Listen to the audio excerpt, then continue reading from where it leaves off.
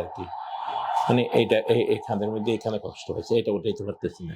প্রায় 1 মাস হচ্ছে আমি ইঞ্জেকশন নিয়েছি 2টা, কোনো মানে ব্যথাটা কমাইও নাই, এটা ওটা মানে এটার কোনো ইঞ্জেকশন কোনো সুযোগ মানে কোনো লাভ হয়নি আমার। লাভ হয় না। Relax. Okay. Okay. Okay. Okay. Relax. Relax. হাত উঠছে? হাত উঠছে না? 99% উঠছে, তাই না?